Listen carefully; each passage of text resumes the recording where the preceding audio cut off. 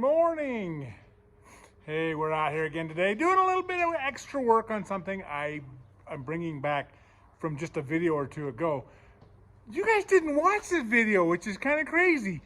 I built a hitch for a friend and nobody really watched it. You missed out on all the fun. Anyway, I'm going to show you what we're doing. Okay, so I got a plan here. This is something we got going on. I'm not going to give you a pass if you didn't watch it. You need to go back and watch it, okay? That's all there is to it. You really need to watch it. It was a kind of a fun little build. So I'm also going to change his initials on this, and I'll show you later. But if you know, you know. And if you don't, you need to go find out because you didn't pay attention. It was a miserable, pitiful amount of people that watched it. I felt really bad. So let's watch it. Let's see what we can do. Let's get this fixed up and see if we can get Ethan on the road and moving some trailers around. Okay, let's go to work. All right, for those of you who did watch the video, you noticed that I built this thing for Ethan. And I got thinking about it, and what I realized was that these ends need to be capped. So what I did was a little computer, or cardboard aided drafting and a little bit of design work here.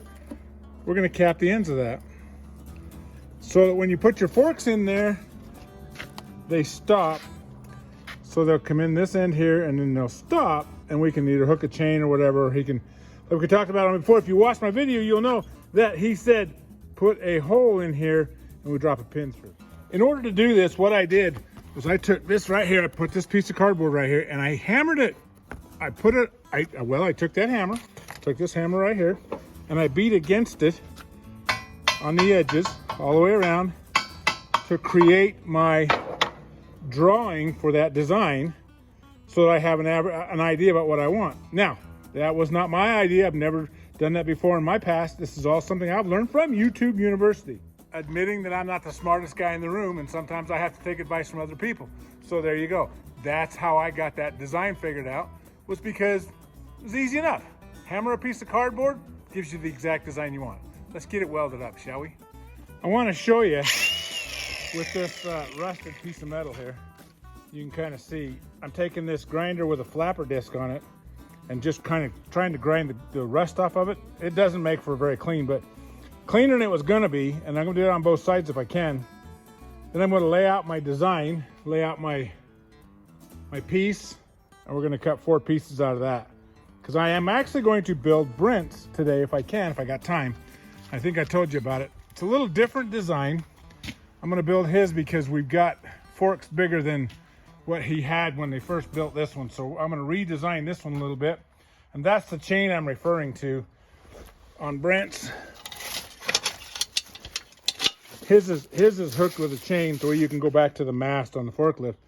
So I'm also gonna do the same thing, and I'm gonna put a stop at the end of those. But same thought, same theory. I'm trying to figure out a way to put a 2-inch ball on there also, and I have not quite figured that out yet, but I'm gonna get it done. So for a progress shot here, my tacks are not great. I tried to get a little bit of an edge there that I can weld on.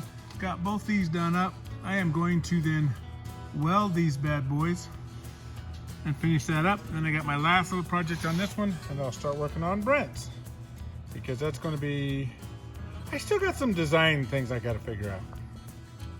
Okay, finished product again, second time around. This time we added Ethan's middle initial, which is Howard, for his grandpa. He thought that'd be a cool idea, and of course I boxed both ends. Now I'm gonna get started on Brent's and see if we can improve it so it works good for all of us.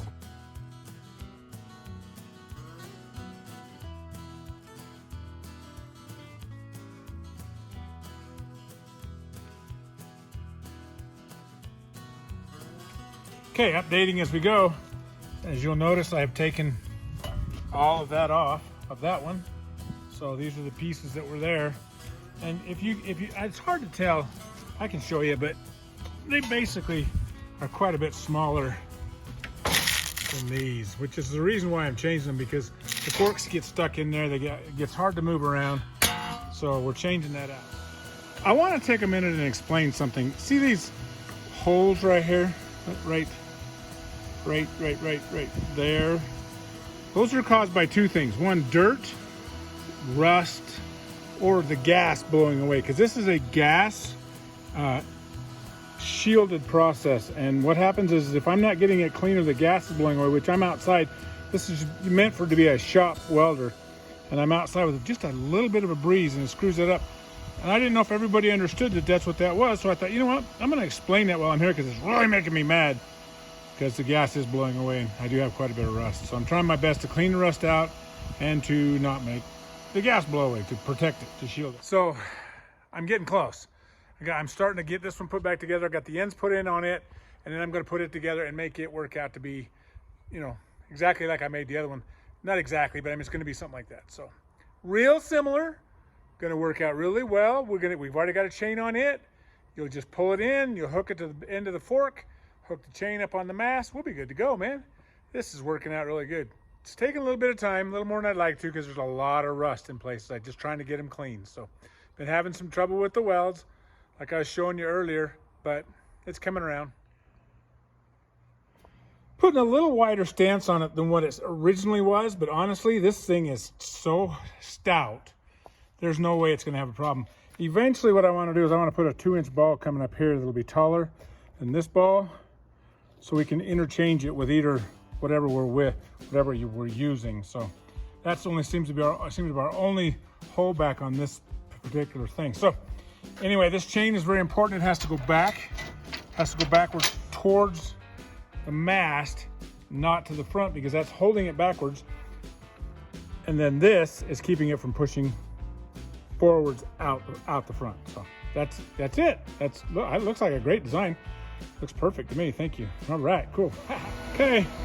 Some of my better welds actually right towards the end of this thing, and they were kind of dirty, so I don't know what happened there. Oops, I missed a spot there. All right, don't tell anybody. But I am done with Brent's, and Brent will tell you he didn't need it. I'm gonna weld that spot. I got it over here.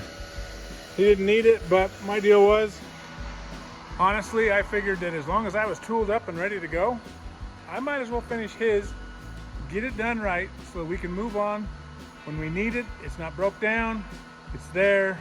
So Brent, I apologize, but I got it done because it was driving me nuts anyway because we couldn't get the forks on and off. It was a pain in the butt. So here it is, now we got it done. Next time we need it, it'll be there. Although I do need to do that 2-inch ball. I need to figure that situation out to where we've got a good solid 2-inch ball to lift the trailers with, also along with that 2 5/16. That's a really good one for our goosenecks, but not so good with our bumper pulls, because those bumper pulls are usually 2-inch, not always. Sometimes they're 2 5/16, but I need that. So I'll work on that next. Thanks for watching. A lot of fun. All right, see what we got planned next. Oh, we got all sorts of things.